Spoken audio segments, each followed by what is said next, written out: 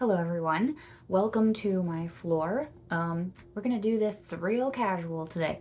So I wanted to talk with you guys about doing artist and crafters and like vendor events and stuff like that.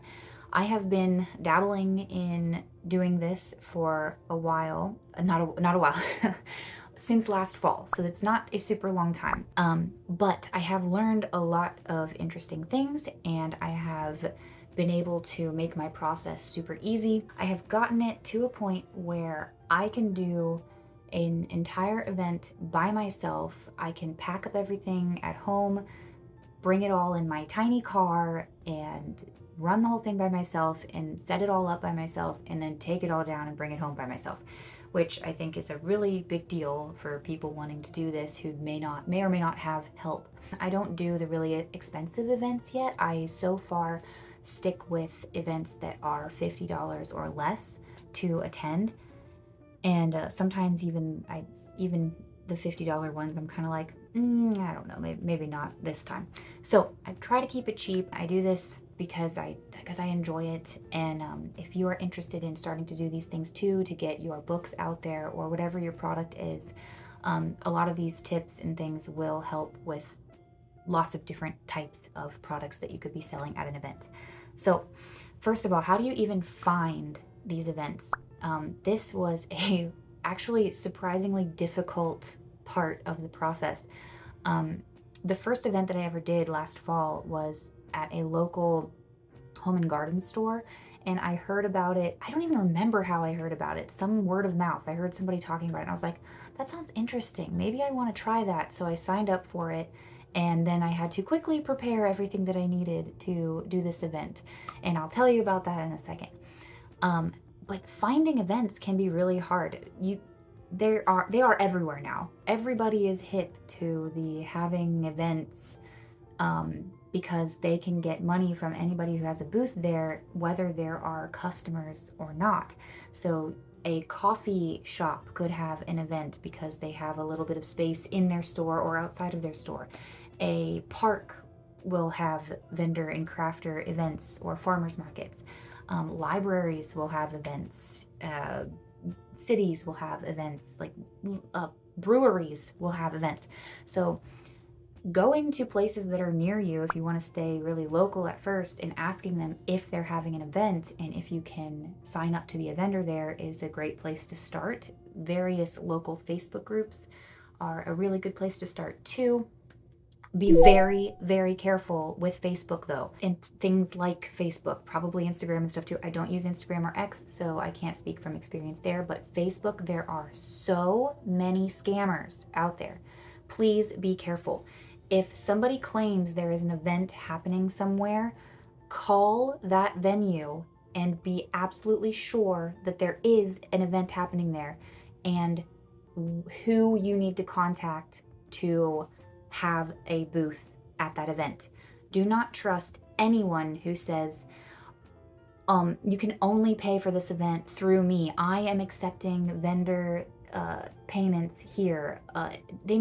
They put this in comments, they'll send it in direct messages, they'll make entirely new posts about an event, erase the actual true contact info and put in their own info. So please be very careful about scammers, and do everything you can to avoid paying a scammer, and make sure that you are contacting that venue first and getting the absolute correct information.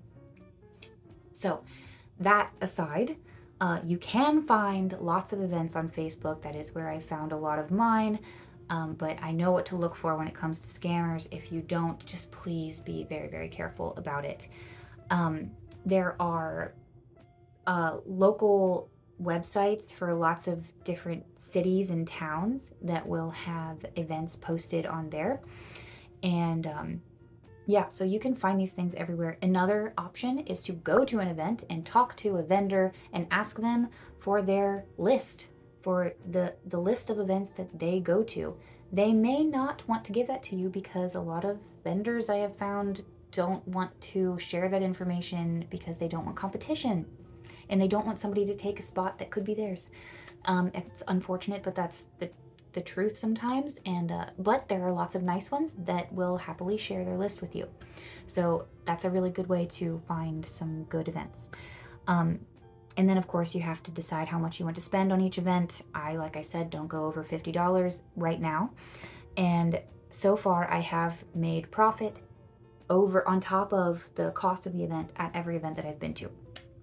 So let's talk about what you actually need to do the event. The absolute essentials that you need for the event will be, now if you only do indoor events, you don't need a tent, but chances are if you are looking for as many events as you can find, or ones that still have availability, you're going to end up finding outdoor events, and you're going to need a tent because you need to protect whatever you are selling and yourself from rain or shine, because the sun can do some serious damage to your stuff, as I will discuss later.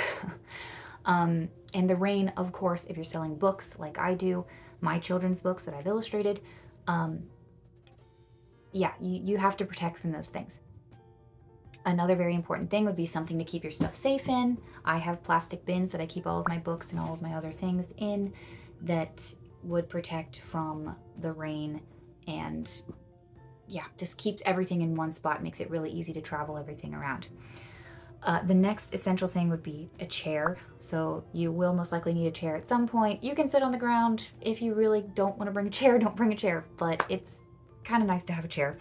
That's kind of silly, but oh, sorry, weights. I forgot. You have a tent, you're gonna need weights to put on the legs of that tent so that it doesn't blow away in the wind. And you may think that it's not windy enough for that kind of thing, but you would be surprised. Do not underestimate the wind.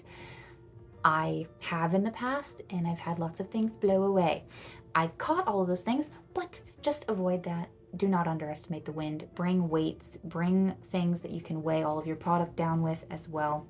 I have rocks. I have bags of rocks, and I take the rocks out and I put them on my stuff, and the kids like to play with them, so it works. And I put them on the back of my book stands as well to keep the wind from blowing all those things away. I have a couple of 20-pound ankle weights that I strap onto my tent legs as well. It works wonderfully. So the next thing that you're going to need is a table, most likely. I mean, you might be able to use some shelving or something like that. I use a table. It is a 6-foot table, and it is, I can fold it in half. I got it at Walmart for like $60, 50 or $60. And it's wonderful. I love it. I can fit it in my little car, and it's light, and yeah, it's fantastic.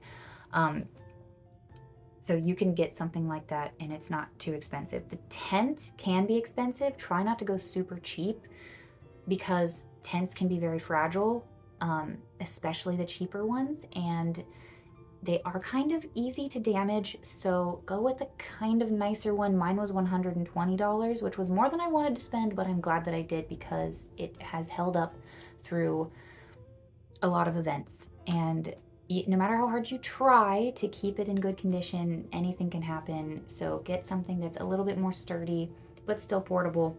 You may have to pay a little over $100 for something like that. Now, you obviously need your product. So that sounds silly, but make sure you have enough. Calculate the maximum amount you could profit off of the amount of product that you have. Make sure that it is enough to cover your costs. Make sure that you have enough of what you think your best sellers will be so that you don't run out. Just make sure that you have enough to make your table look inviting, look like, oh, they have a lot of nice stuff over there, you know, to have a variety of things. If you have a variety, if you are selling books and maybe you only have one book out right now, then that's okay. You can just have that one book. And some people really like that because they don't have to choose. Their decision is made for them. Well, I'm getting this book because this is the only thing they're selling. That's okay. Just make sure that you have enough that you can make a profit. So payment. So I have a great tip for payment. Now, cash is obviously easy, so make sure you have change for people, plenty of ones, plenty of fives, plenty of tens. But the next best thing, and what most people have, is some sort of payment app. So Venmo, PayPal, Zelle, Cash App. I only have Venmo, PayPal, and Zelle right now, and I have created this thing that I absolutely love. It's so easy. Basically, you make yourself a little payment sheet. So this has more than that on it. It has more information. So I have my Facebook, my company Facebook page here with the logo. I have my YouTube name here. I have my face, you know, you can see that I draw. I have what I am, my name. And then of course I have my payment options here. I have my Amazon link here that will take everyone who scans it to basically my name on Amazon, and it will show all of the books that I have illustrated and written, and that makes it super easy. In case I run out of something, people can scan this, and if they really want it, they can buy it on Amazon. And then I have my Venmo QR, Zelle QR, and my PayPal QR right here, and my email is right there. So any payment method somebody would want to use is right here. The only thing I don't have is a card reader, and I don't know if I'll be getting one. I don't know. But I have only come across one situation so far out of all the events I've been at and all the people that have bought things from me where the only payment method they had was a card and I missed out on a sale. So I'm not too beat up about it, and I'm not gonna be getting a card reader anytime soon. Moving on, those are the like essential things. Try to keep your things compact if you can. You have your tent, your table, your chair, and then I have this bin here and this bin here, and that's pretty much it. Water and food, I'll bring that in a cooler, because you're going to need water. Even if you think it's a short event, you're going to need water. Please bring water. It is so important, because you'll be talking a lot usually. And I keep all of my stuff just in these things, and it is so compact and easy. I can do it all by myself, which is really awesome.